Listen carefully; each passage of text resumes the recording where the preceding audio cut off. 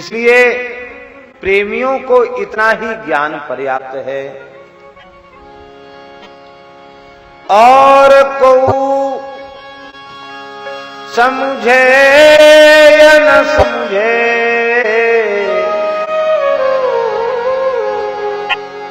और को समझे या न समझे,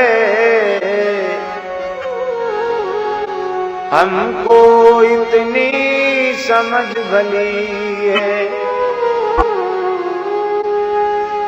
ठाकुर नंद किशोर हमारे, ठकुरायनी वृषभानुली।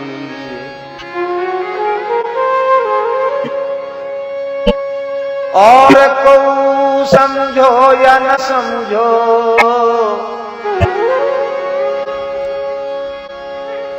और को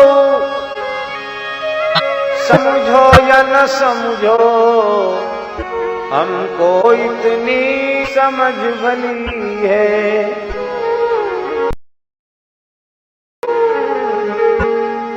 ठाकुर अवध किशोर हमारे, ठकुरायनी श्री जनक लली है।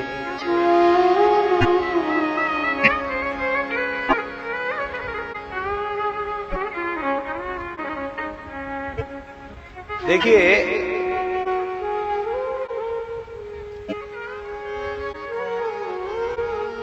एक महात्मा थे, बहुत उच्च कोटि के भजनानंदी संत थे। एक नदी के तट पर पर्णकुटी बनाकर निवास करते थे। निकट में ही गांव था और गांव से कुछ श्रद्धावान लोग आकर के संत का दर्शन करते थे। कुटिया पर ही भिक्षा आ जाती थी, उसी को खा करके अपना भजन करते। सायंकाल को थोड़ी देर जब बाहर विराजते तो लोगों से मिलना जुलना होता, 1 घंटे का समय बस। बाकी समय मौन रहकर भजन करते। ये कथा पूज्य श्री बक्सर वाले महाराज जी के मुखारबिंद से सुनी। सायंकाल को लोग उनके चरणों में कोई न कोई आध्यात्मिक जिज्ञासा रखते और वे संत अपने भजन के अनुभव के अनुरूप उसका समाधान करते।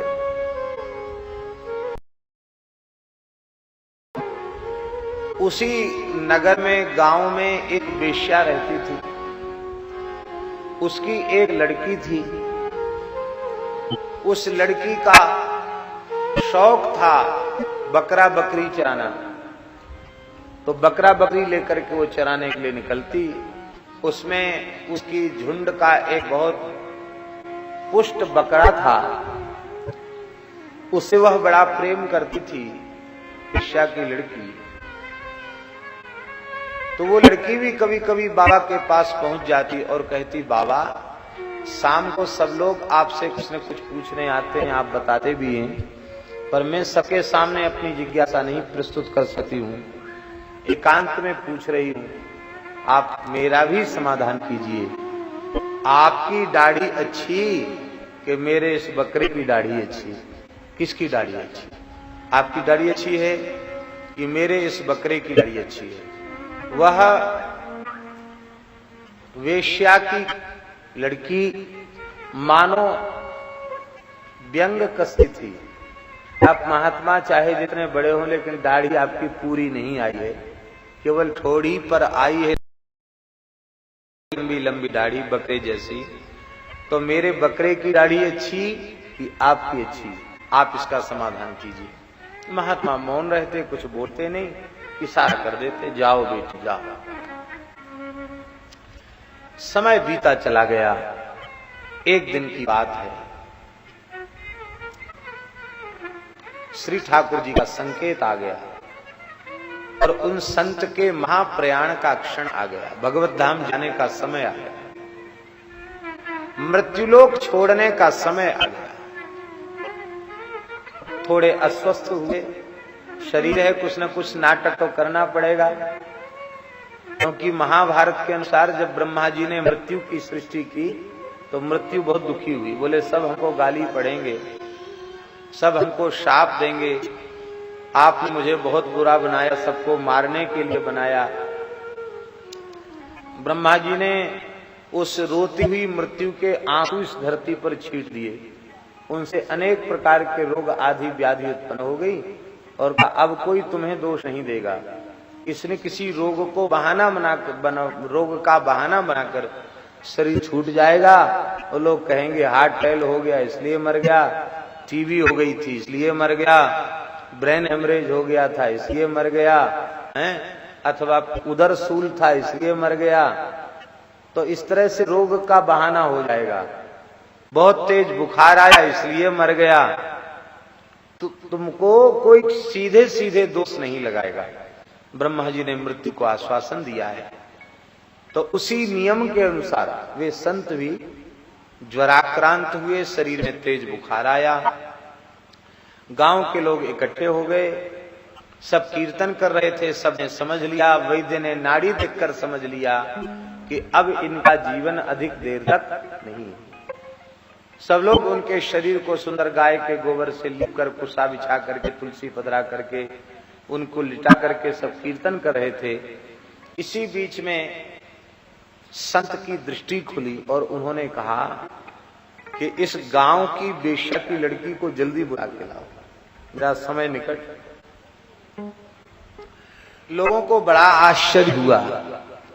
अपने पराये का भेद न रखने वाले, एक जैसा सबसे व्यवहार करने वाले, भला और ये भी मृत्यु के क्षण में ऐसी उस लड़की का स्मरण कर रहे हैं। चलो भाई कोई बात नहीं, मरने वाले की इच्छा पूरी की जानी चाहिए, बुलाओ उसको। बहुत अच्छा नहीं लगा लोगों को, उस अवस्था में उसकी स्मृति करना अच्छा नहीं लगा। बुलाया। वो बेचारी रो पड़ी कि बाबा तो मृत्यु शैया पर पड़े हैं। कहा बाबा मैं आ गई। बोले अब तुम जो बार बार पूछती थी उस प्रश्न को सबके सामने पूछो, क्योंकि उस समय तुम्हें मौन था, उत्तर नहीं दे सकता था। अब मैं जब जीवन भर सबका समाधान किया है तो तुम्हारा समाधान किए बिना नहीं जाऊंगा। बोलो क्या प्रश्न था तुम्हारा?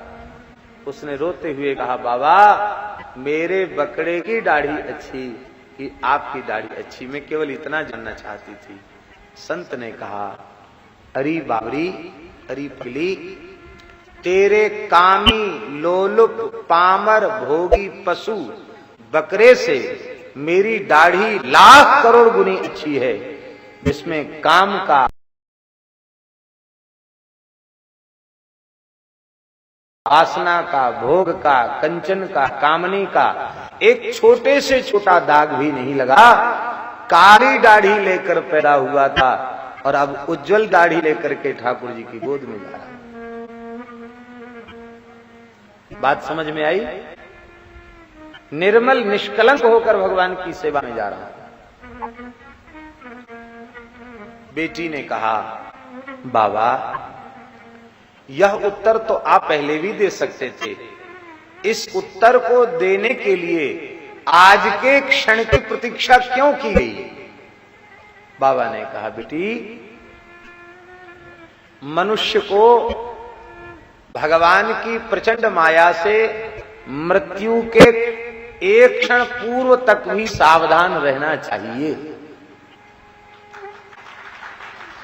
भगवान की माया अत्यंत प्रचंड है। मैं पहले यह उत्तर दे देता और कहीं इस अहंकार के कारण कि मैं अलोलुप हूं, जितेंद्रिय हूं, महान संयमी हूं, माया से मुक्त हो गया हूं, इस अहंकार के कारण कहीं माया उठाकर पटक देती तब मेरी वाणी कट जाती। इसलिए साधु अंतिम क्षण की प्रतीक्षा करते हैं। उनके संपूर्ण जीवन की साधना का प्रमाण है उनका अंतिम क्षण।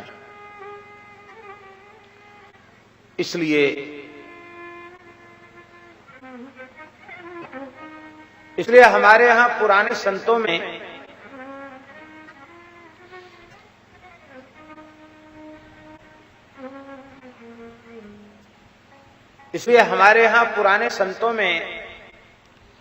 जन्म दिवस को मनाने की परंपरा नहीं रही है।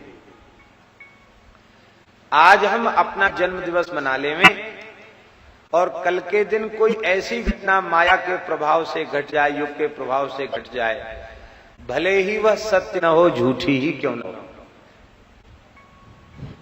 तो यह सत्य है या असत्य है, इस बात को प्रमाणित करने में तो बहुत समय लग जाएगा। किंतु यदि कहीं स्वरूप विरुद्ध कोई घटना घट जाती है, स्वरूप विरुद्ध किसी घटना की प्रसिद्धि हो जाती है, तो उससे एक बहुत बड़ी साधक की हानि होती है।